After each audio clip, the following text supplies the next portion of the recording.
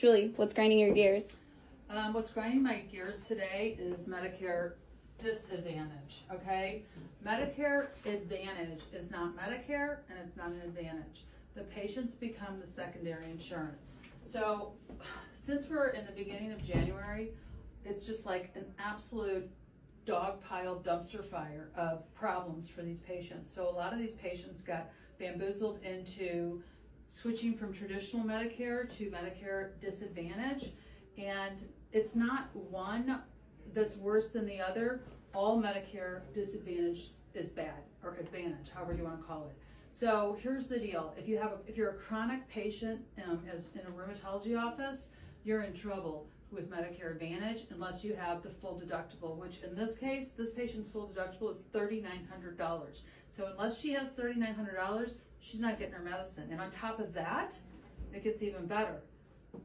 This is a Boeing retiree, okay? This is a patient that was promised traditional Medicare and a supplemental plan, and because they didn't check the right box or whatever, now has Medicare Disadvantage through Boeing, their employer, and this patient has been stable on branded Humira since 2015. That's a long time. And now CVS, Caremark, or CareLess, they want the patient to do a non-medical switch, and they're gonna have to come out of pocket to pay for a non-branded medicine. So yesterday, the patient called me hysterical. She's like, no, I don't have Medicare Advantage. I have this good insurance, the traditional Medicare, and that Medicare Advantage is my supplemental. I'm like, wrong, wrong, wrong, wrong, wrong. You don't know how this happened. You're either gonna have to call your broker or call your employer and get switched back to it, or get your wallet out and make it rain with $3,900, because you're not getting anything. This patient was super upset. She's old, and I'm like, listen, this happened to my parents also. I get it.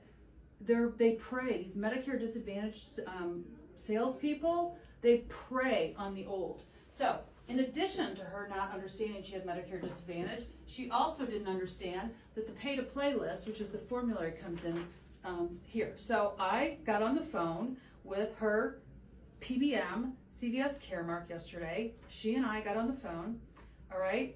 19 minutes and 34 seconds on hold before an actual live person came on the phone. You ready for this? Me and the patient are on. I'm keying in NPI, tax ID, patient's demographics, patient's member ID, all that nonsense.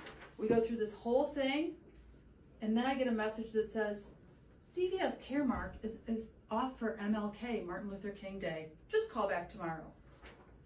What kind of nonsense is that? All right, guess what? I called back tomorrow, that's today, and I was on hold for another 8 minutes and 49 seconds, and I talked to a CVS Caremark specialist, Rosetta, if that's even your real name, and she's like, oh, you can get that overridden. All you have to do is use this code when the doctor writes the prescription. I've never heard of this in my 8 years doing this. Here's the code, TDTDCDHD.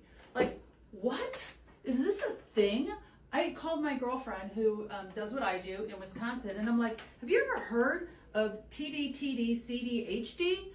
I mean, of course she hasn't. I mean, I don't know if this is some sort of EIEIO scam also, but that's the rejection code that CVS Caremark agent told me to use. So we will see.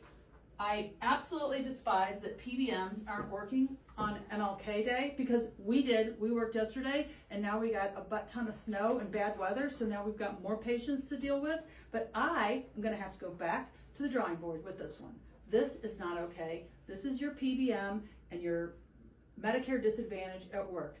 This is all on the back of the taxpayers. It's no good. It's not good for patients. Fiddlesticks. Nice.